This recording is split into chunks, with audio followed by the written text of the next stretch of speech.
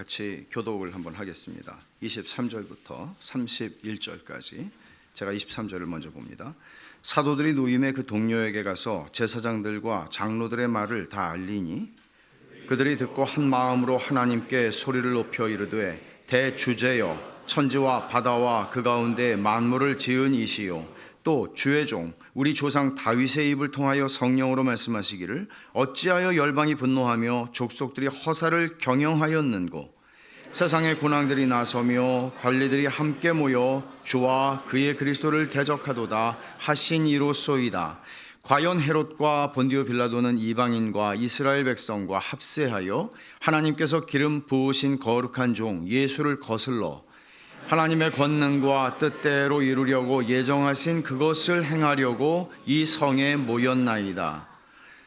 주여, 이제도 그들의 위협함을 굽어 보시옵고 또 종들로 하여금 담대히 하나님의 말씀을 전하게 하여 주시오며 손을 내밀어 병을 낫게 하시옵고 표적과 기사가 거룩한 종 예수의 이름으로 이루어지게 하옵소서 하더라. 빌기를 다하매 모인 곳이 진동하더니 무리가 다 성령이 충만하여 담대히 하나님의 말씀을 전하니라. 아멘. 사도행전은 1세기 교회의 모습을 보여줄 뿐만 아니라 교회의 본질을 우리에게 가르쳐 줍니다. 본문은 외부의 위협에 직면해서 하나님께 한 마음으로 기도하는 공동체인 교회를 보여주는데 오늘 우리가 주목하려고 그러는 것은 단순히 그들이 한 마음으로 모여서 기도했다가 아닙니다. 본문에서 우리가 보고 싶은 것은 무엇인가 하면, 혹은 하나님께서 이 본문을 통해서 우리에게 강조하고 싶으신 것은 무엇인가 하면, 교회는 대주제의 백성이다 하는 것입니다. 그들은 위협에 직면해서 지금 누구에게 기도하고 있는가, 누구에게 기도하고 있는가가 그 다음을 결정합니다. 무엇을 기도하는가. 그래서 오늘 제목은 조금 낯선 말이죠. 우리가 보통 쓰지 않는 말입니다. 대주제라고 하는 말입니다. 대주제라고 하는 이 표현은 부정적인 의미도 있습니다. 이 땅에서, 이 세상에서 대주제라는 말을 만약에 쓴다면 그것은 절대 권력을 가진 독재자를 가리킬 수도 있습니다. 그러나 하나님은 그런 분으로 지금 묘사되고 있는 건 아니죠. 대주제는 다른 의미에서 절대 주권자이신 하나님을 이야기합니다. 결국 기도를 오늘 가르치는 말씀이고, 기도하는 공동체는 어떤 공동체인가 하는 것을 말하는데, 오늘 본문을 보니까 우리 한 마음으로 기도하는 공동체가 됩시다, 그렇게 해서 되지 않습니다. 그렇게 해서 되는 거였으면 진작에 기가 막히게 멋진 사도행전적인 교회들이 수도 없이 이 땅에 즐비하겠죠. 그렇게 되지 않습니다.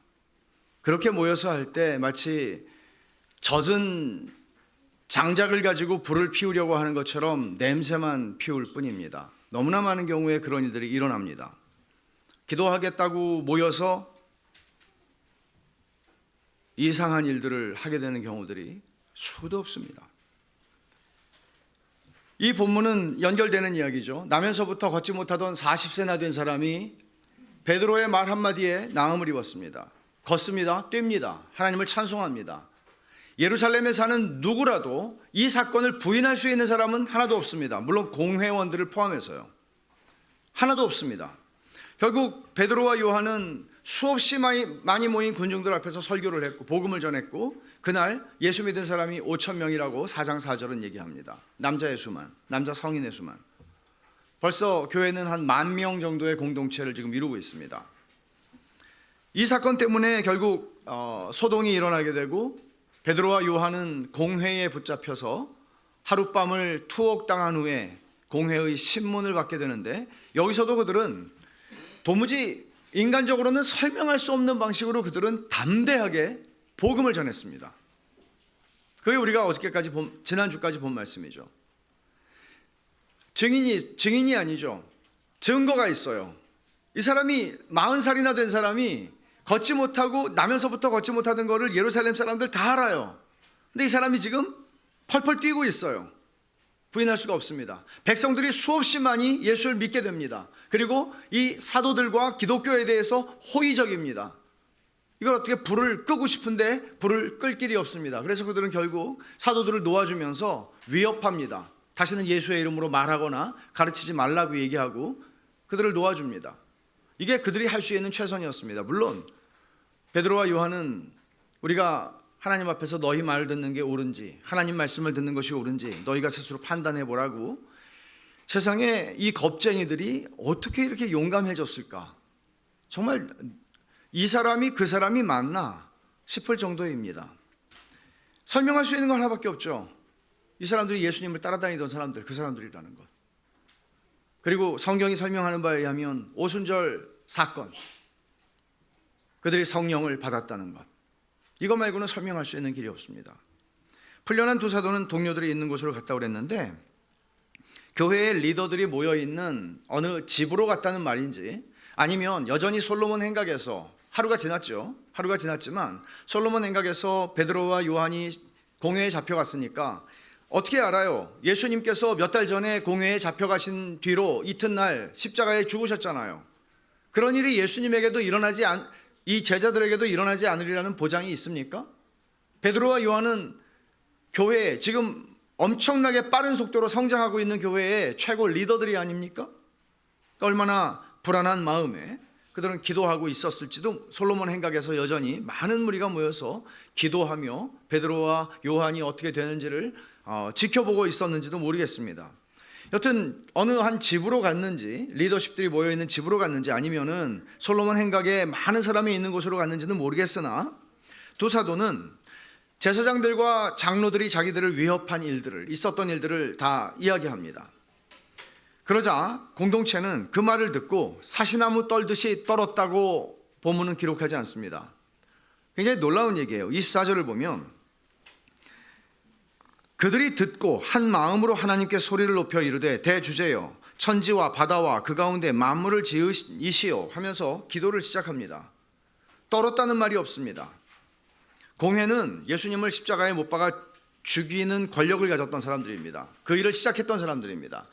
그리고 요한과 베드로에게도 그렇게 할 수 있었던 사람들이었습니다. 힘이 있는 사람들이죠. 그런데 이 사람들은 이 세상에 힘 있는, 권세 있는 기관과 사람들에 대해서 전혀 겁먹질 않습니다. 놀라운 얘기죠. 여러분, 우리는 이런 사도행전의 이야기를 보면 때로는 다행이라는 생각을 합니다. 우린 이런 시대에 살지 않잖아요. 여러분이 오늘 이 자리에 모였다고 해서 종교경찰이 급습을 해서 우리를 다 쇠고랑을 차고 감옥에 집어넣지 않잖아요. 그런 불안함 가운데 우린 예배드리지 않잖아요. 여러분들이 사무실에 한 30분 일찍 나가서 성경을 펴놓고 말씀을 묵상하고 읽는다고 해서 여러분들을 해코지하거나 그러지 않잖아요. 우리는 충분한 자유를 누리며 예수를 믿고 있습니다. 그러나 이것 때문에 우리가 착각하게 되는 게 있죠. 1세기의 예루살렘의 형편과 21세기의 한국의 형편은 전혀 다르다고 말이죠. 그러나 실제로 모든 교회는 언제나 한결같이 적대하는 세상 속에 존재해 왔습니다. 반드시 로마 제국 시대의 초창기 300년, 400년 동안에 긴 박해가 있었던 그때만이 아닙니다. 또 15세기, 16세기, 17세기를 지나는 동안에 참된 교회가 얼마나 많은 로마 가톨릭에 의해서 핍박을 받았고 많은 순교자들이 나왔습니까? 그때만 가리켜 얘기하는 것도 아닙니다. 또 20세기 초 볼셰비키 혁명으로 시작된 공산 국가들이 기독교에 대해서 탄압을 했던 일들을 생각하면 또 20세기의 일만도 아닙니다. 때로는 음녀의 혀처럼 교회에 다가오기도 했고, 때로는 무서운 창과 검으로 교회를 위협하기도 했지만 언제나 우리는 적대적인 세상 속에 존재해 왔습니다. 한시도 그렇지 않은 적이 없습니다. 지금도 그렇습니다. 우리가 지금 예수를 믿고 살아가는 이 시대도 마찬가지입니다. 조금도 다르지 않습니다. 주님께서 세상이 너희를 미워할 거라고, 왜냐하면 세상이 하나님을 미워하고 나를 미워하기 때문에 너희가 나에게 속했다면 세상은 너희를 미워할 거라고. 그 말씀은 특정한 시대를 가리켜서 하신 말씀이 아니라 모든 시대의 교회를 향해서, 모든 시대의 주의 길따르미들을 위해서 하신 말씀입니다. 착각하지 마십시오. 착각하지 마십시오. 세상이 여러분들에게 호의적이라면 여러분들은 여러분의 정체를 분명하게 드러내지 않고 살기 때문일 가능성이 굉장히 큽니다. 결코 세상은 호의적이지 않습니다. 그리스도에 대해서, 하나님에 대해서, 복음에 대해서, 교회에 대해서, 그리스도의 길따르미들에 대해서 세상은 호의적이지 않습니다. 하나님의 참된 교회는 세상의 갖은 위협 속에서 두려워하지 않았다는 게 놀랍습니다. 두려워하지 않았습니다. 어떻게 설명할 수 있습니까, 여러분?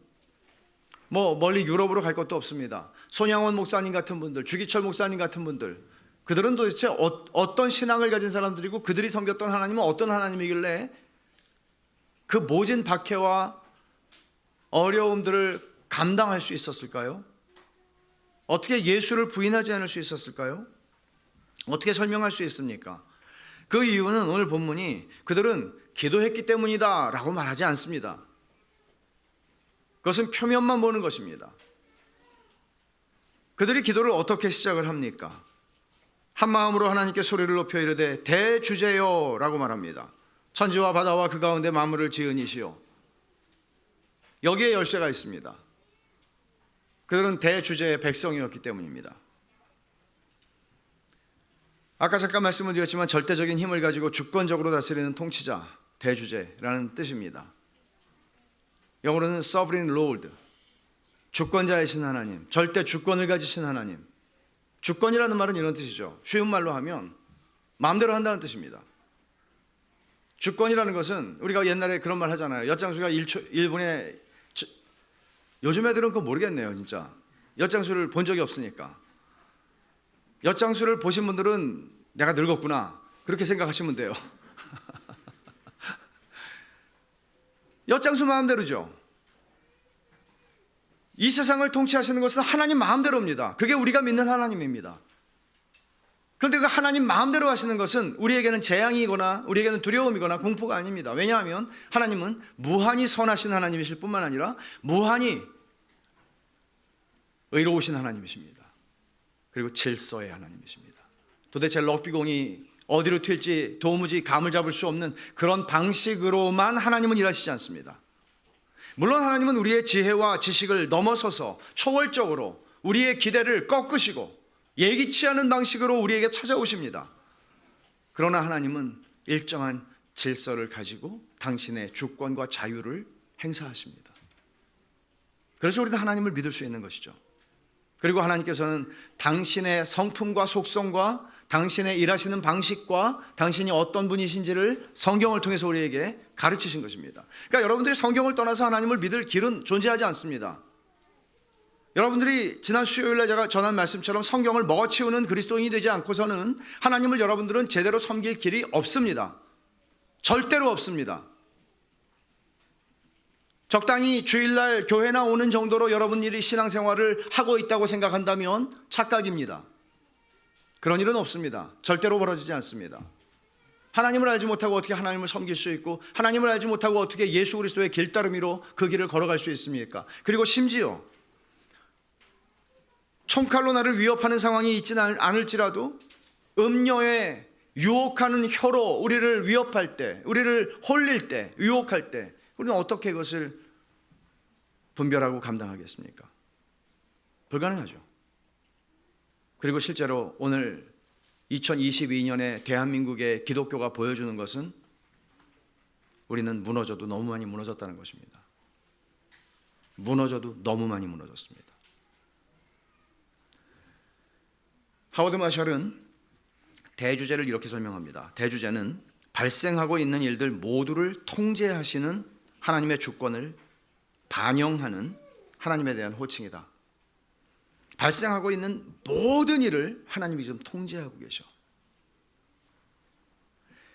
이 사람들이 예루살렘 교회가 대주제요 라고 기도를 했을 때 그들은 이 공회가 우리를 지금 어떻게 하려고 그러고 없애려고 그러고 아직은 거기까지죠. 이 모든 일어나고 있는 일들을 하나님이 통제하고 계시다는 믿음을 그 신앙을 하나님 앞에 고백하고 있는 거죠. 자신들을 위협하는 상황은 물론이고 자신들의 전 존재가 대주제이신 하나님의 손에 있고 자기들의 목숨과 재산과 모든 것을 우리는 주님께 맡겨드립니다. 이런 고백이 대주제여라고 하나님을 부를 때 그 부르는 호칭 안에 다 담겨 있는 거예요. 그러니까 주님이 너희는 기도할 때 이렇게 기도하라 가르치실 때 하늘에 계신 우리 아버지요 이렇게 말씀하셨어요. 이거 없으면 안 돼요? 아버지의 이름이 거룩히 여김을 받으시기를 원하고 아버지의 뜻이 아버지의 나라가 그냥 그렇게 하면 안 돼요? 왜 주님은 하늘에 계신 우리 아버지요? 중요해요. 호칭은 굉장히 중요합니다. 성경 구약 성경에 특별히 신약 성경에도 물론 마찬가지지만 하나님을 부르는 호칭이 하나님의 백성들이 그때마다 자기들의 상황 속에서 하나님을 부르는 호칭이 다양하게 표현되어 있습니다. 그리고 그 다양한 하나님을 부르는 호칭들은 자신들이 처해 있는 상황을 반영하고 있고 그 상황 속에서 그들이 믿는 하나님에 대한 그들의 신앙의 고백이 담겨져 있는 호칭들입니다. 그러니까 여러분 기도하실 때 하나님을 부르는 것은 굉장히 중요한 것입니다.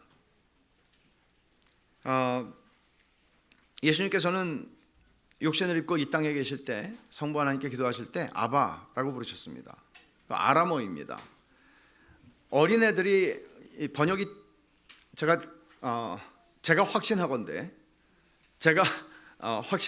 아빠라고 번역한 것은 틀린 번역입니다. 물론 성인이 된 사람들도 아빠라고 부를 수 있습니다. 그러나 되게 우리 문화에서는 조금 익숙하지 않죠. 저도 언제부턴지 아빠라고 안 불렀어요.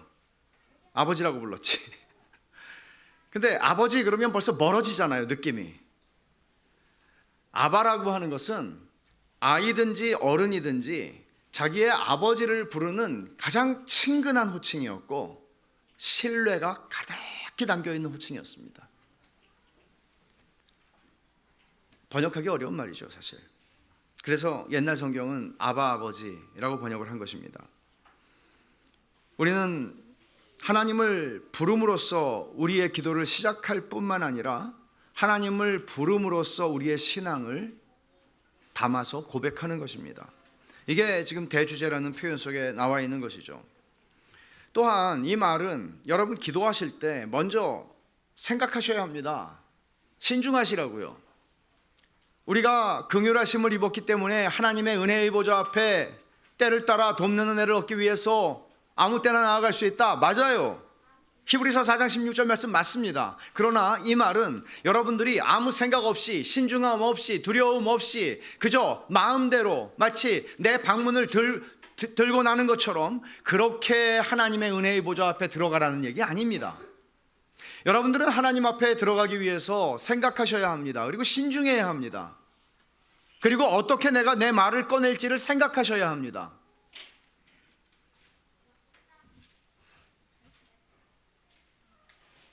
우리가 하나님의 은혜의 보좌 앞에 들어가는 것은 맞지만 우리는 우리가 들어가는 그 자리가 내 신을 벗어야만 하는 거룩한 하나님의 존전이라는 사실도 기억해야 합니다. 그렇기 때문에 기도가 특권이고 은혜인 것이죠. 여러분이 여러분의 방문을 열고 들어갈 때 야, 특권이구나. 이 방에 내가 들어올 수 있다니. 그렇게 생각하는 사람이 누가 있습니까? 여러분의 집 문을 열고 들어가면서 여러분들이 야, 특권이구나 라고 생각하는 사람 누가 있어요? 그러나 우리는 은혜의 보좌 앞에 들어가기 위해 기도의 문을 열면서 우리는 뭘 느껴야 되나 하면 특권이구나. 아니, 세상에 이런 특권이 어디 있어? 나 같은 존재가 어떻게 대주제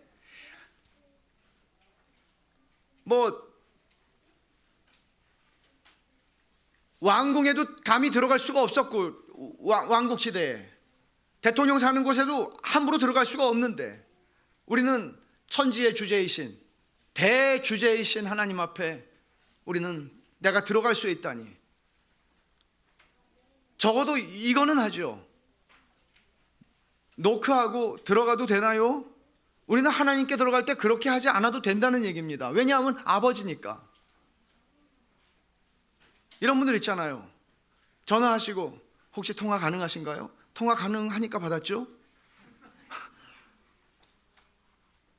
하나님께 먼저 문자로 공손하게 혹시 하나님 제가 지금 좀 통화 좀 하고 싶은데 가능하시겠어요? 여러분, 그럴 필요 없습니다. 하나님께는. 그러나 생각하셔야 합니다. 신중해야 합니다. 왜냐하면 하나님 앞에 가는 거니까.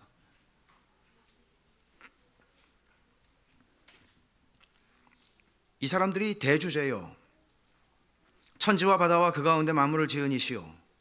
여기서 사실 끝나지 않아요. 하나님에 대한 이 대주제요라고 부르고 하나님에 대해서 말하잖아요. 천지와 바다와 그 가운데 만물을 지으신 창조주 하나님이라고 얘기하죠. 여기서 끝나지 않아요. 25절과 26절도 하나님을 말하고 있는 거예요. 왜냐하면 25절 26절은 시편 2편 1절과 2절을 인용한 건데, 이 맨 뒤에 보세요. 26절 맨 뒤에 하신 이로소이다, 이렇게 말씀하신 하나님이잖아요 라고 얘기하는 거예요. 이렇게 말씀하신 하나님, 이 얘기는 무슨 뜻이에요? 하나님이 오래전에 다윗을 통해 1000년 전에, 이 사람들이 기도하기 1000년 전에, 다윗은 기원전 1000년 사람이니까 1000년 전에 하나님은 이렇게 말씀하셔서 예수님이 십자가에 못 박혀 죽으실 것을 이미 예언하셨던 그런 하나님, 이 세상의 모든 것들을 알고 계시는 하나님, 그리고 그 뜻대로 이루시는 하나님이시잖아요 라고 하는 게 27절까지 26절까지예요. 이게 대주제라는 말에 포함되어 있는 것들을 지금 설명하고 있는 것이죠. 지금 이런 걸 보면 이 예루살렘 교회 사람들은 지금 기도를 할 때 그들은 하나님의 주권에 대해서 생각했으며 하나님께서 그 모든 일들을 이루시는 주제라는 사실을 생각했습니다. 그랬기 때문에 그들은 두려워할 이유가 없었습니다. 공회 따위를 두려워할 이유가 없었습니다. 그들은 위협을 당하는 자신들의 상황도 물론 이해해야 했죠. 상황을 깡그리 무시하고 하나님을 바라본다? 그러지 않습니다. 현실과 사실을 파악하고 분석하는 것뿐만 아니라 하나님이 어떤 분이시고 하나님이 이 상황을 통해 뭘 하려고 하시는가를 그들은 생각한 겁니다. 거기까지. 그러나 오해하지 마십시오. 이 두 사도의 이야기를 들은 교회는 비상대책회의를 소집하지 않았습니다. 그들은 이 분야에 예루살렘 정가에 연줄이 있고 예루살렘 정가에 뭔가 상황에 밝은 사람들을 소집해서 그들은 회의를 구성하지도, 위원회를 구성하지도 않았습니다. 두 사도가 전해주는 얘기를 들은 교회는 한마음으로 기도하기 시작했습니다.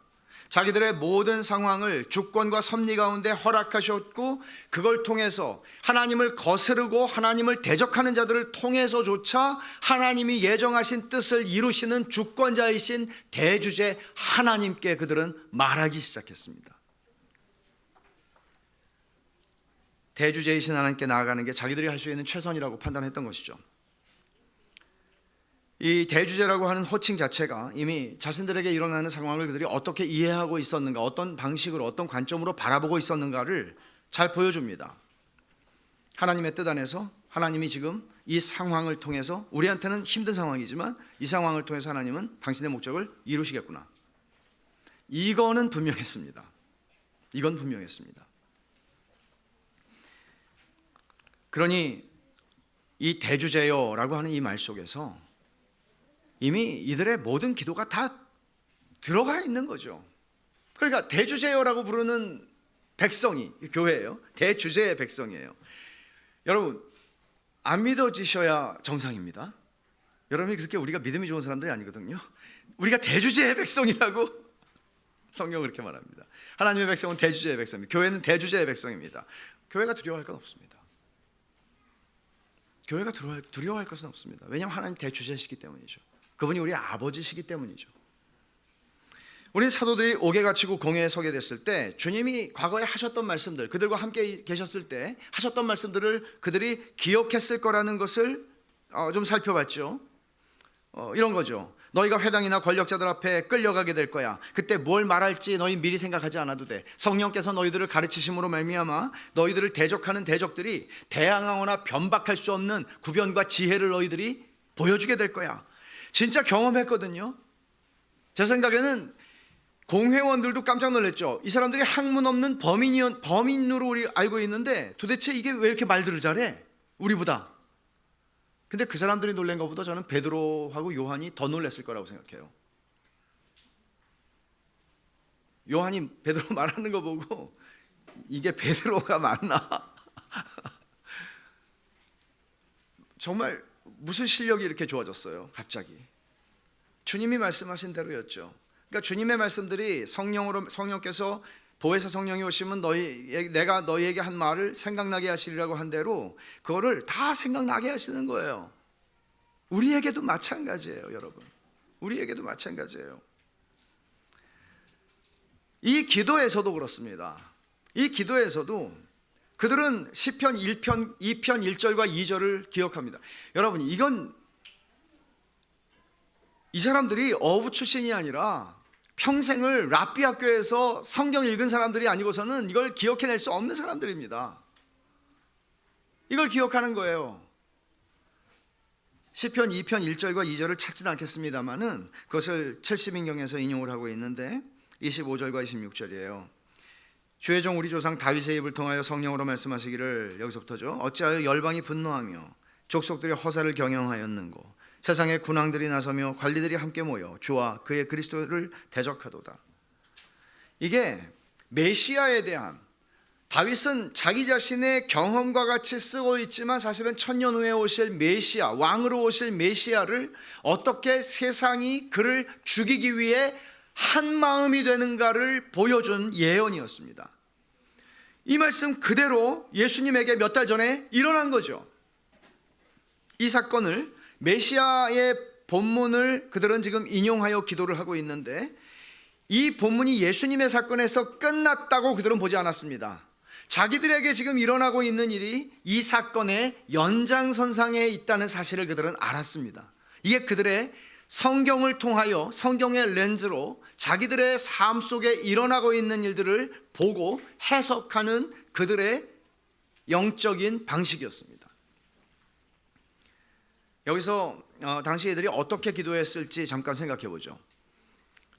한 마음으로 기도했다고 이야기를 하죠. 한 마음으로 기도했다는 것 때문에 우리는, 또 하나님께 소리를 높여 기도했다는 것 때문에 우리는 통성 기도를 했을 것이라고 짐작하겠지만, 사실 모르겠어요. 통성 기도가 이때도 그런 방식으로 기도를, 학자들은 그런 기도를 하지 않았을 것이라고 말합니다. 그거는 한국 사람들이 좋아하는 기도 방식이거든요. 우리나라 방식이에요, 그거는. 그러니까 이 사람들은 지금 기도를 어떻게 했을 거라고 생각하나 하면, 베드로든지 요한이든지 그 누군가가, 어떤 리더가 큰 소리로 부르짖으며 기도할 때 모인 모든 회중은 그 기도에 마음을 실어서 한 마음으로 아멘하며 그 기도에 동참한 것입니다. 그리고 누가는 그것을 기록했을 것입니다. 이것은 단정적으로 말하기는 어렵지만 그러했을 것이라고 짐작할 수 있습니다.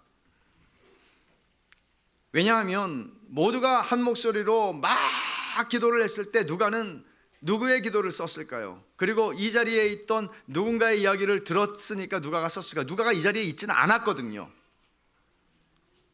근데 누가 이거를, 여러분 회의를 할 때 회의록 쓰는 거 되게 어렵거든요. 근데 이건 회의는 한 사람 말하고 이 사람 말하고 그러잖아요. 제가 볼 때 대한민국에서 제일 힘든 사람들이 국회 속기사들 가능성이 있어요. 맨날 싸움하니까 그 사람들은. 어려워요. 이거를 근데 한 사람이 인도하고 정말 인상적으로 그들의 뇌리 속에서 지워지지 않을 만큼 인상적으로 그들의 뇌리에 박혀 있는 그런 기도였으리라 생각을 합니다. 이 말씀을 그들은 해석을 합니다. 27절과 28절이 해석하는 내용인데, 과연 헤롯과 본디오 빌라도는 군왕들이 모이고 관리들이 모인다고 그랬잖아요. 예수님을 대적하려고. 헤롯과 본디오 빌라도는 원수였습니다. 근데 이 사람들이 예수님을 죽이는 일에서 하루아침에 친구가 됩니다. 그게 누가복음 23장 12절에 나오는 말씀이죠. 바로 친구가 되었다고. 이방인과 이스라엘 백성, 도무지 하나가 될 수 없는 사람들이죠. 로마 사람들과 이스라엘 백성이 합세했습니다. 예수님을 죽이는 일에서. 이게 시편 2편이 성취되는 그 말씀인 것이죠. 그래서 하나님께서 기름 부으신 거룩한 종 예수를 거슬러, 여기까지예요. 그들이 한 짓이. 근데 28절에 해석입니다. 하나님의 권능과 뜻대로 이루려고 예정하신 그것을 행하려고 이 성에 모였나이다. 여러분, 빌라도도, 헤롯도, 로마 군인들도, 심지어 예루살렘 사람들도 하나님의 뜻을 자기들이 행한다고 생각하지는 않았습니다.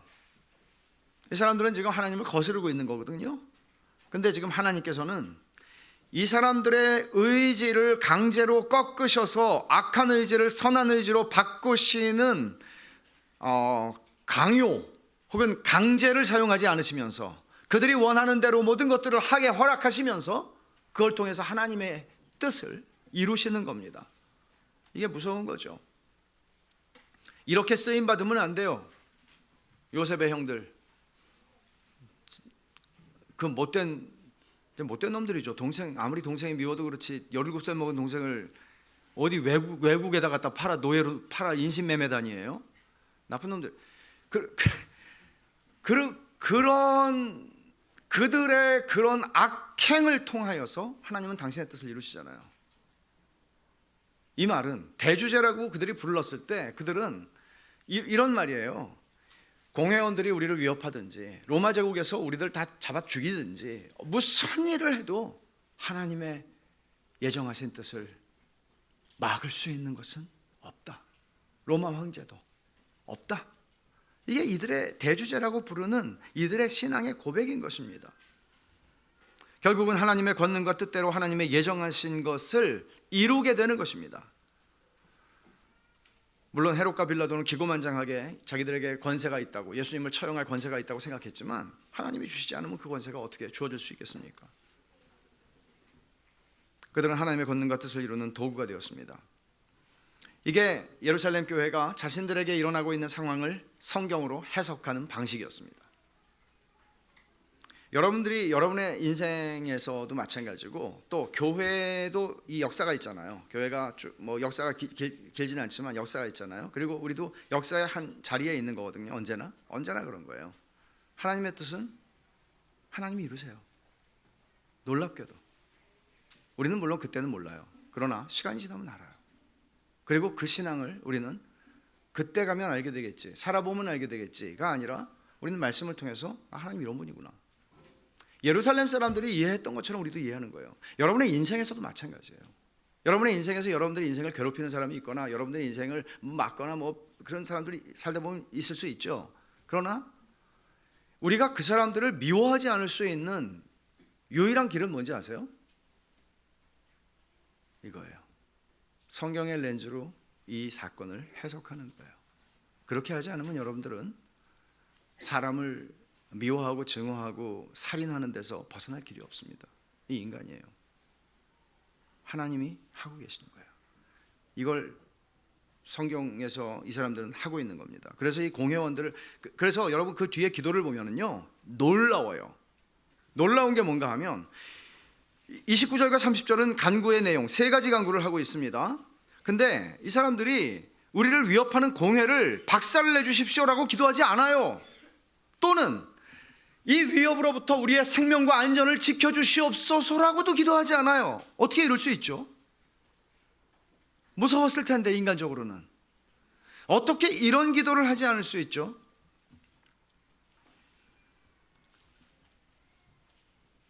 세 가지를 한번 살펴보죠. 그리고 나서 생각해 보겠습니다. 첫째는 29절 상반절, 주여 이제도 그들의 위협함을 굽어 보시옵고. 대주제요, 지금 이 상황 보고 계시죠? 계속 보고 계세요. 계속 굽어 살펴주세요.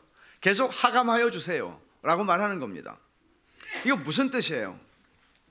하나님에 대한 엄청난 신뢰를 표현하는 말 아니에요? 하나님한테 지시하지 않아요. 하나님, 쟤네들 좀 없애주세요. 하나님, 쟤네들 어떻게 해주세요. 하나님한테 지시하지 않아요. 하나님, 보고 계시죠? 알고 계시죠? 그거예요. 보고 계시는 하나님께서 하나님의 때에 하나님의 영광과 우리들의 유익을 위하여 하나님이 알아서 최상의 선택과 결정을 이루실 거예요. 이런 신뢰가 있는 거예요. 놀라운 기도가 아닙니까? 당장 어떤 기도하는데 왜 하나님께서 일하시지 않지? 이런 조바심을 그들은 표출하지 않습니다. 어떤 조치를 하셔서 이 상황, 위협과 두려움의 상황에서 우리를 벗어나게 하시는 어떤 일이 일어나지 않습니다. 그러나 그들은 초조하지 않습니다.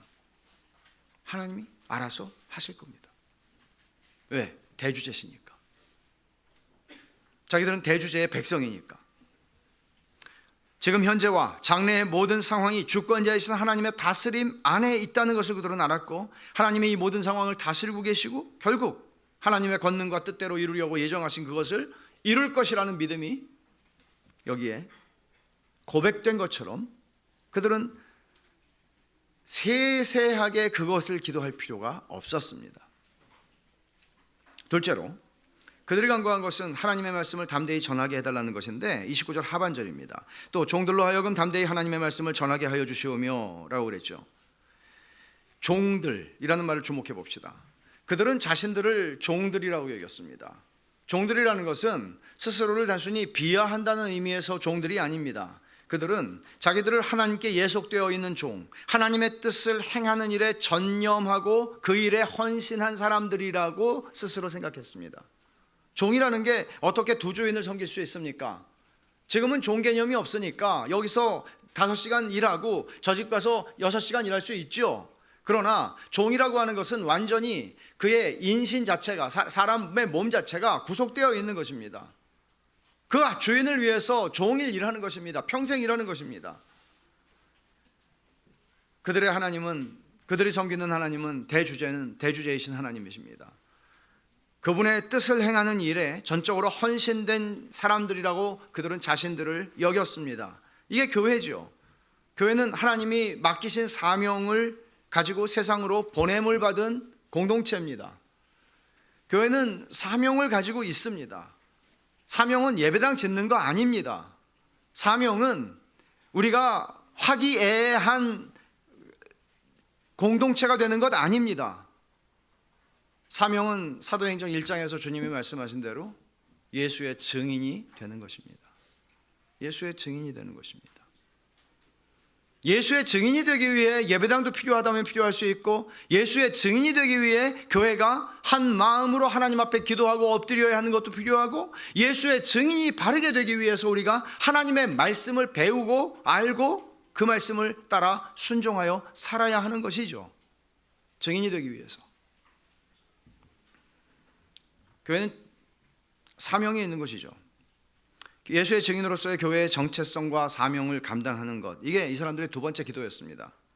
그러니까 이 사람들은 하나님이 누구신지를 알았고, 대주제이신 하나님, 그리고 자기들이 누군지 알았어요. 사명을 받은 존재들. 그들은 충분히 두려워할 만한 상황이지만 가감없이 담대하게 복음을 증거하게 해달라고 간구했습니다. 우리가 이미 앞에서 베드로의 2번 이상의 설교, 사실은 3번인데요, 공회에서 한 것까지, 그 설교를 통해서 우리가 본 거는 복음이 굉장히 거칠다는 것이죠. 왜? 복음은 너희가 못 박아 죽인 예수를 이라고 얘기하잖아요. 니네가 못 박아 죽인 예수, 니네가 죄인이야, 니네가 하나님을 거슬렀어, 니네가 하나님을 대적한 사람들이야, 회개하지 않으면 심판이 임할 거야 라고 굉장히 거친 것이죠. 1세기만이 아니라 21세기에 이런 말은 먹힐 수 없는 말이죠. 그러나 교회는, 세상을 향해서 우리가 전해야 하는 복음은 언제나 그들이 듣고 싶어하는 얘기를 아주 나이스하게, 아주 그 조금의 그 마음의 걸림이나 거침이 되지 않도록 애둘러서 표현하는 그런 방식으로 어떻게 해서든지, 지혜는 필요하죠. 그러나 복음은 본질적으로 거친 것입니다. 왜냐하면 복음은 굿뉴스이기 전에 배드뉴스니까요. 우리가 죄인인 것을 알지 못하면 어떻게 굿뉴스가 필요하겠습니까?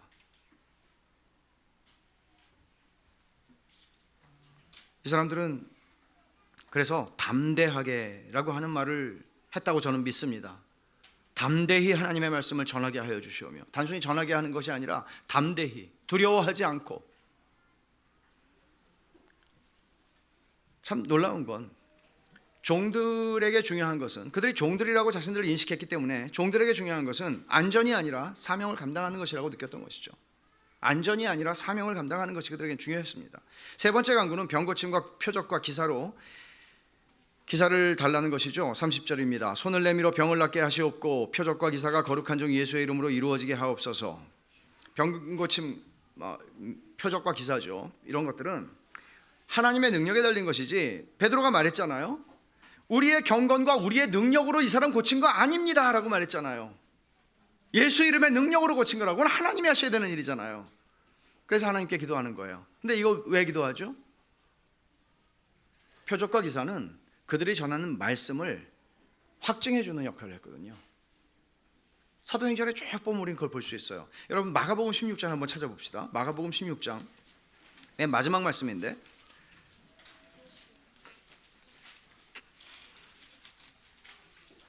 20절입니다. 제자들이 나가 두루 전파할세 주께서 함께 역사하사 그 따르는 표적으로 말씀을 확실히 증언하시니라.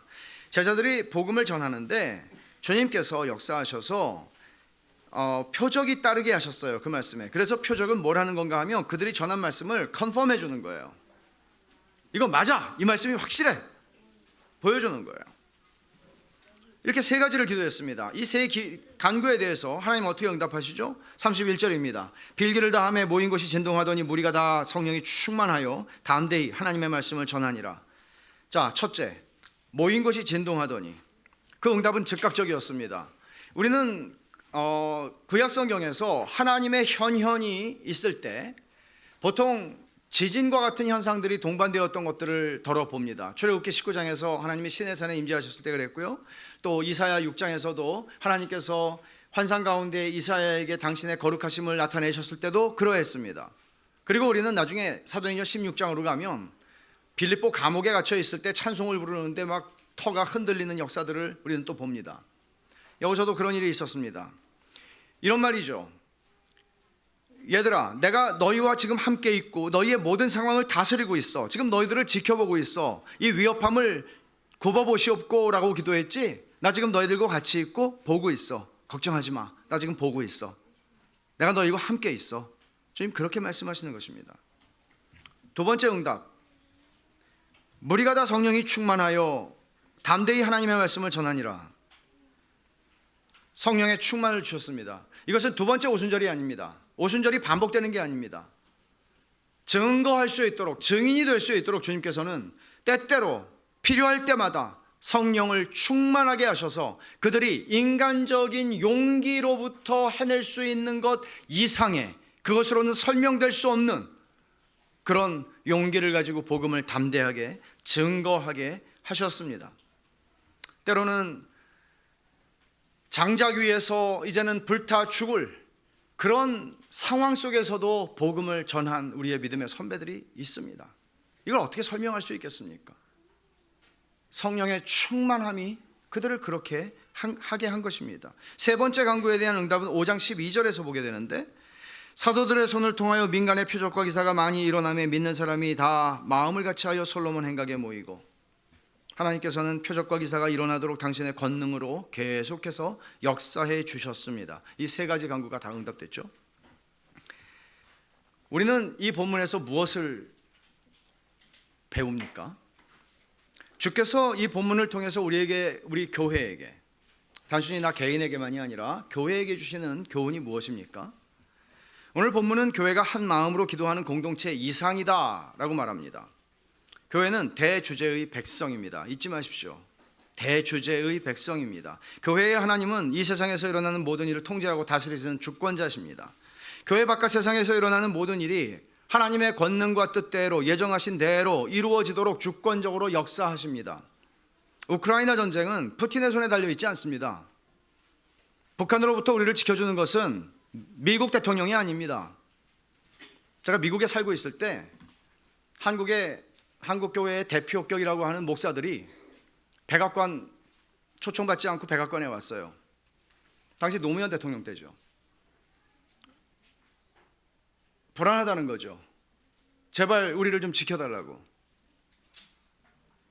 저는 구약 성경에서 하나님을 신뢰하지 않고 아수르를 의지하고 하나님을 신뢰하지 않고 바벨론을 의지했던 의지하게 했던 거짓 선지자들을 떠올렸습니다.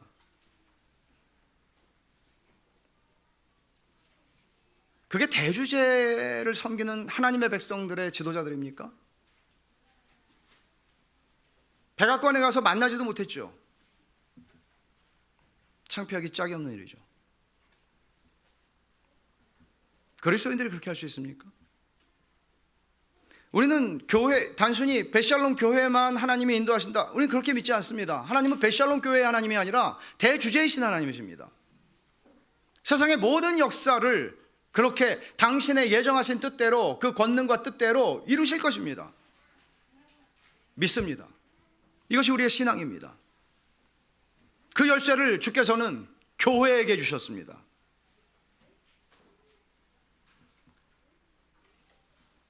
어떤 악한 통치자가, 히틀러 같은 사람이 또 나온다 할지라도 세상 돌아가는 거 보면 좀 그런 느낌이 들죠. 이 나라 저 나라 유럽 뭐 상황들 다 보면은 이상한 사람들이, 안 될 것 같은 사람들이 지도자가 되거든요. 이런 상황 속에서 히틀러가 또 나온다 할지라도 하나님의 뜻을 하나님이 이루십니다. 어떤 악인들을 통해서도 당신의 뜻이 좌절되거나 하나님의 뜻이 멈추지 않습니다. 그것이 대주제의 백성들이 고백하는 신앙입니다. 예루살렘 교회가 그렇게 했습니다. 그들은 이런 확신 속에서 이 기도를 한 겁니다. 이 확신 속에서 기도했다는 증거가 뭐죠? 하나님, 우리를 지켜주십시오. 우리의 생명을 보존해 주십시오. 우리의 재산을 보존해 주십시오. 그들은 그렇게 기도하지 않았다고요. 예루살렘 교회는 박해에도 불구하고 두려워하지도 않았고 흔들리지 않았습니다. 대주제께 기도했죠. 뿐만 아니라 오늘 우리가 살펴보진 않았지만 32절 이하에 보면, 다음 주일에 우리가 32절부터 5장 11절까지 볼 건데, 거기 보면 다시 한번 사도행전 2장에서 오순절 성령 사건 이후에 그들이 교회가 하나가 되고 물건을 나눠 쓰고 공유하고 사랑하는 공동체가 되었다는 것을 여기 다시 한번 기록하고 있어요. 교회는 오히려 더 은혜를 누리게 되는 거죠. 여러분, 데살로니가 후서 1장 3절 한번 봅시다. 데살로니가 후서 1장 3절부터 5절을 제가 읽겠습니다. 형제들아, 우리가 너희를 위하여 항상 하나님께 감사할지니 이것이 당연함은 너희의 믿음이 더욱 자라고 너희가 다 각기 서로 사랑함이 풍성함이니. 예루살렘 교회만 그랬던 거 아니죠. 데살로니가 교회도 그랬습니다. 그러므로 너희가 견디고 있는 모든 박해와 환난 중에서 너희 인내와 믿음으로 말미암아 하나님의 여러 교회에서 우리가 친히 자랑하노라. 지금 박해 속에서 그들은 서로 사랑하는 것이 풍성했고 믿음이 자라고 있었습니다. 그래서 바울은 다른 교회들을 가면서 데살로니가 교회를 자랑한다고 말합니다. 5절입니다. 이는 하나님의 공의로운 심판의 표요, 하나님이 언젠가 심판하실 거라는 거죠. 최후의 심판을 우린 믿습니다. 너희로 하여금 하나님의 나라에 합당한 자로 여김을 받게 하려 함이니 그 나라를 위하여 너희가 또한 고난을 받느니라. 말하자면 이 말 속에서 우리는 뭘 보나 하면, 초대교회 성도들은 그들이 부름받은 사람들이라는 것, 대주제의 부름을 받은 사람들이라는 것, 그리고 그들은 하나님 나라를 위하여 고난을 받도록 부름을 받은 존재들이라는 것. 여러분, 그냥 먹고 살려고 내가 돈 좀 더 벌어보려고 그러다가 고생하는 그런 거 얘기하는 거 아닙니다.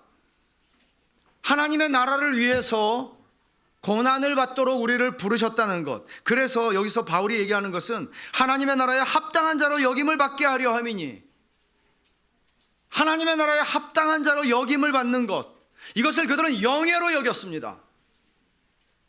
우리가 나중에 5장에서 다시 한번 공회에 붙잡힌 사도들을 통해서 우리가 보게 되는 바 동일한 것을 우리는 봅니다. 그들은 하나님 나라에 합당한 자로 여김을 받는다는 것이 그들에게는 영예였습니다. 단순히 교회를 잘 섬긴다 그런 거 아니에요. 하나님 나라에 합당한 자로 여김을 받았다. 그것은 그들을 향한 당연한 부르심이라고 그들은 여겼습니다. 주님은 진작에 제자들에게 이렇게 약속하셨죠. 찾지 마십시오. 누가복음 21장 16절인데, 심지어 부모와 형제와 친척과 벗이 너희를 넘겨주어 너희 중에 몇을 죽이게 하겠고 또 너희가 내 이름으로 말미암아 모든 사람에게 미움을 받을 것이나 너희 머리털 하나도 상하지 아니하리라. 너희의 인내로 너희 영혼을 얻으리라. 우리의 아는 사람들이, 부모, 형제, 친척, 벗이 우리를 넘겨줄 거래요. 그래서 우리 중에 몇은 죽을 거랍니다. 섬뜩한 예언이죠, 주님의. 근데 그 뒤에 주님 뭐라고 말씀하시냐면, 너희 머리털 하나도 상하지 아니하리라. 모든 내 이름으로 말미암아 모든 사람에게 미움을 받을 거야. 너희들은, 주님의 말씀이에요. 내 이름으로 말미암아 모든 사람에게 미움을 받을 거야. 그렇지만 너희 머리털 하나 상하지 않을 거야. 근데 그 앞에 뭐라고 그러셨어요? 죽을 거라고. 그러니까 주님이 머리털 하나 상하지 않는다는 이 얘기는 어떤 얘기였어요? 우리의 영적이고 영원한 보호를 말씀하시는 것이죠. 박해 위협에 직면한 예루살렘 교회가 자기들의 안전과 생명을 위해서 기도하지 않았다는 사실을 통해서 우리가 보게 되는 것 하나가 있는데, 왜 이렇게 할 수 있었을까? 단순히 대주제이신 하나님을 믿었기 때문이다? 아니요, 보충 설명이 좀 필요하죠. 그들에게 부활신앙은 진짜였으니까. 부활신앙은 관념도 아니고 개념도 아니고 진짜였으니까. 그들 중에 사도들은, 그리고 500여 명에게도 예수님이 부활하신 후에 보이셨다고 그랬으니까 그들 중에 많은 이들은 예수님을 봤습니다. 부활하신 예수님을 봤습니다. 제자들은 부활하신 예수님을 통해서 배움을 받았습니다. 부인할 수 없는 사실이었습니다. 예수님이 비참하게 십자가에서 죽임을 당하시고 장사지는 바 되었지만 말씀하신 대로, 성경에 이른 대로 그가 부활하시는 것을 그들은 봤고, 아니, 이거는 부인할 수 없는 사실이었습니다. 그리고 부활신앙이라고 하는 것도 그들에게는 부인할 수 없는, 자기들의 인생에서도 일어날 일이라는 것을 그들은 믿어 의심치 않았습니다. 이게 기독교 신앙입니다. 그래서 그들은 자기들의 생명을 지켜달라고 기도해야 할 필요가 없었을 거라는 것이, 제 생각이라고 그러면 너무 주관적인 것 같으니까 여러 학자들과 함께 제가 주장하는 내용이에요. 두려워하지 않았어요, 그들은. 여러분, 주님께서 세상과 욕심과 마귀, 그리고 율법을 이기고 마지막 원수 사망도 죽음도 이기셨습니다. 그래서 부활신앙이라고 하는 건 우리를, 이 세상의 사람들은 다 죽음을 두려워하거나 죽음을 피하려 하거나 늙음을 피하려 하거나 다 싫은 거죠. 그러나 그리스도인들에게 있는 자유함은, 그것으로부터 우리는 자유하여 살아갈 수 있다는 것이죠. 그것으로부터 자유하다면 우리가 늙어간다는 것, 영광스러울 수 있는 것입니다. 영광스러울 수 있는 것입니다. 늙어간다는 것은 단순히 힘이 없고 병약해지고 누군가의 도움이 필요하고 그런 누추하고 힘들기만 한 것이 아닙니다. 영광스러운 것입니다. 부활신앙은 이런 겁니다. 여러분들은 부활신앙을 자신의 것으로 알고 붙들고 믿고 살아갑니까? 우리는 세상에서 안전하게 살아라, 그런 부르심 받지 않았습니다. 우리의 부르심은 모든 상황 속에서 예수의 증인이 되는 것입니다. 그래서 여러분, 근데 우리 시대를 보면 21세기 한국, 한국만이겠어요? 우리는 우리의 안위와 안전을 지나치게 많이 생각하는 시대에 살고 있습니다. 우리 자신이 너무나 많이 거기에 매여 있습니다.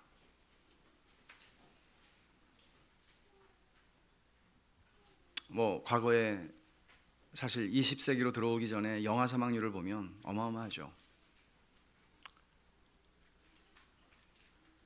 청교도들, 17세기에 청교도들의 책을 읽어보면 자식을 낳는 대로 다 죽습니다. 이런 일들이 과거에는 일상이었다고 볼 수 있겠죠. 우리는 어떻게 하면 더 늙지 않으며, 어떻게 하면 더 건강한 노후를 보내며, 어떻게 하면 우리는 더 생명을 연장할 수 있으며, 이런 시대를 살아갑니다. 그러나 속지 마십시오. 그리스도인은 죽음으로부터 자유로운 사람입니다. 그냥 엄청난 이야기입니다. 엄청난 이야기입니다. 그래서 그들은 자기들의 생명과 안전을 위해서 기도하지 않았고 증인의 사명을 담대하게 감당하게 해주시길 기도했습니다. 이게 교회의 기도의 우선순위입니다. 이 설교문을 쓰면서 이 생각이 났어요. 미래교회당을 위한 기도. 이거 다음 주에 지우려고 그래요. 이게 우리 기도의 우선순위가 아니에요. 긴급한 기도예요. 그러나 우선순위는 아니에요.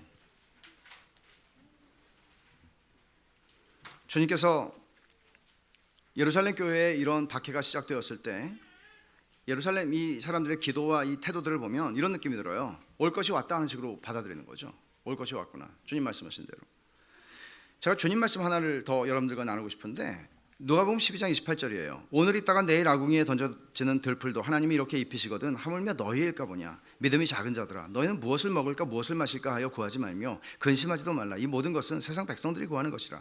너희 아버지께서는 이런 것이 너희에게 있어야 할 것을 아시느니라. 다만 너희는 그의 나라를 구하라. 그리하면 이런 것들을 너희에게 더하시리라. 적은 무리여 무서워 말라. 너희 아버지께서 그 나라를 너희에게 주시기를 기뻐하시느니라. 제자들이 이 말씀 생각하지 않았겠어요? 성령께서 이 말씀을 기억나게 하지 않으셨겠어요? 너희는 먹고 사는 것 때문에 염려하고 먹고 사는 것 때문에 기도하고 그게 너희들의 기도의 전부가 되면 안 돼. 너희는 그걸 위해 사는 존재가 아니야. 그의 나라를 구하라. 하나님의 나라가 너희가 살아가고 부르심을 받은 최우선적인 삶의 이유이고 근거야 라고 말하는 거예요. 무서워하지 마. 그의 나라를 구해. 그러면 이런 것들을 너희에게 더해 주실 거야. 아버지께서, 대주제께서. 우리는 살기 위해서 염려함으로 기도하지 말고 모든 상황에서 하나님 나라를 최우선 목적으로 삼고 그의 나라를 구하라. 그렇게 말씀합니다. 여러분들이 어떤 직업을 가지고 있든지 여러분들이 어떤 삶을 살고 있든지 상관없어요. 그리고 여러분들이 지금 연약한 가운데 있든지 아니면은 여유 있는 힘을 가지고 살아가든지 상관없어요. 중요한 건 이거예요. 예루살렘 교회는 주님의 이 말씀에 순종하는 게 무엇인지를 너무나 잘 보여줍니다. 여러분도 그렇게 하십시오. 대주제의 백성은 모든 상황에서 그렇게 해야 하고 그렇게 할 수 있습니다. 그래서 이 사람들의 기도가 힘이 있었던 거죠. 그 비결이 뭐예요? 요한일서 5장 14절이 답이죠. 그를 향하여 우리가 가진 바 담대함이 이것이니 그의 뜻대로 무엇을 구하면 들으심이라. 그들은 담대했어요. 하나님께 구할 때 담대하게 구했어요. 그들이 잘한 게 많아서가 아니에요. 그의 뜻대로 무엇을 구하고 있었기 때문이죠. 하워드 마샬은 이 사람들의 기도에 대해서 이런 말을 합니다. 그들의 기도는 초기 교회가 박해의 시기에 하나님을 의지했고 하나님이 어떤 일이 발생하기 전에 미리 아신다는 사실에서 위안을 찾았으며 교회의 증거 사역에 필요한 힘을 얻었음을 나타내 준다.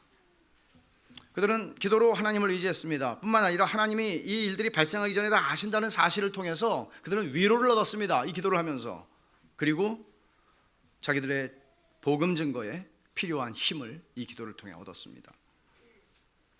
여러분들에게도 기도가 그런 역할을 하고 있습니까? 저는 이 말씀을 보면서 우리의 기도를, 저의 기도를 많이 생각했습니다. 우리가 이렇게 기도하나? 우리는 대주제께 기도하나? 우리는 대주제의 종들이라는 인식이 있나? 백성이라는 인식이 있나? 기도에서 하나님을 의지하죠, 우리도. 그러나 대주제이신 하나님께서 모든 것을 아시고 굽어보고 계신다는 사실에서 우리는 위로를 얻나? 너무 우리는 하나님을 코칭하려고 들지 않나?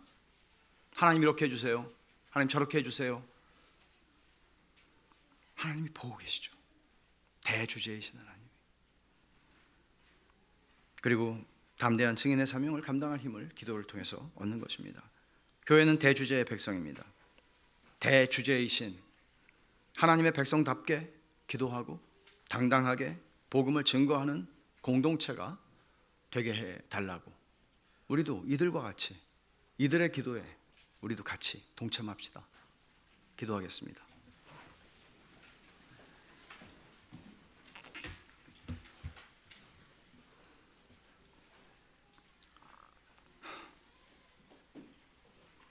여러분, 이 시간에 우리 들은 말씀을 가지고 같이 기도합시다. 여러분이 두려워하는 게 무엇이 있습니까? 여러분의 삶의 문제에서 염려가 끊이지 않죠. 우리 인생이 그렇습니다. 에덴 동산 바깥이니까요. 근데 주님은 그런 거 가지고는 그런 걸로 너희의 기도가 끝나지 않기를 바란다고 말씀하십니다. 너희는 그딴 일로 먹고 살라고 내가 너희를 위해서 십자가에 내 아들을 죽인 것 아니다. 하나님의 나라에 합당한 자라 여김을 받는 것이 내 인생의 영예가 되면 좋겠습니다.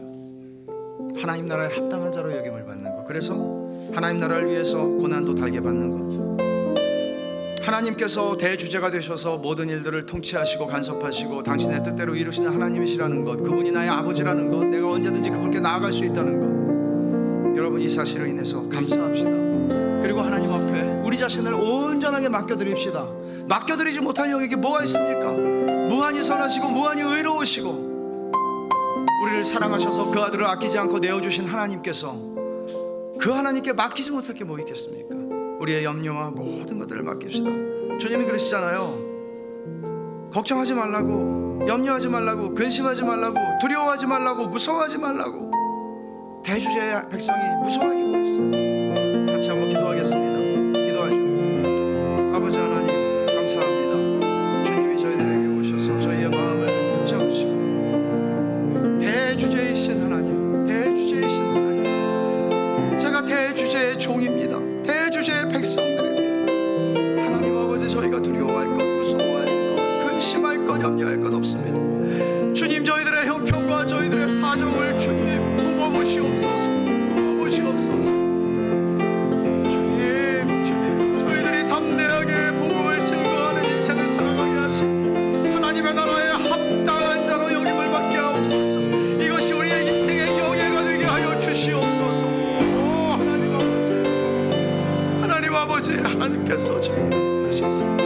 아버지 하나님, 아버지 하나님, 참으로 저희가 주의 부르심을 받은 예수의 증인의 사명을 감당하는 대주제의 종들이요 대주제의 백성인 교회가 되게 하여 주시옵소서. 하나님 아버지, 우리에게 이 소원이 크고 이 마음으로 우리의 인생을 살아갈 수 있도록 이 패역한 세대에 하나님을 거절하고 하나님을 대적하는 세대, 하나님 아버지, 우리가 담대하게 거친 복음을 증거하는 대주제의 종들이 되게 하여 주시옵소서. 하나님 아버지, 아버지께서 대주제가 되심을 인하여 감사합니다. 그래서 저희는 두려워할 것이 없고 무서워할 것도 없고 근심할 것도 염려할 것도 없습니다. 저희들의 안전을 위해서 기도해야 할 이유도, 저희의 생명을 보존해 주시기를 위하여 기도할 이유도 없습니다. 하나님께서 저희들의 상황과 처지와 모든 것들을 굽어 살펴보시는 저희들의 아버지이시기 때문입니다. 하나님의 나라를 위하여 하나님 나라에 합당한 자로 여김을 받는 것이 저희들의 영예가 되기를 원합니다. 하나님 아버지, 죽음으로부터 저희들을 해방시켜 주시는 은혜를 감사합니다.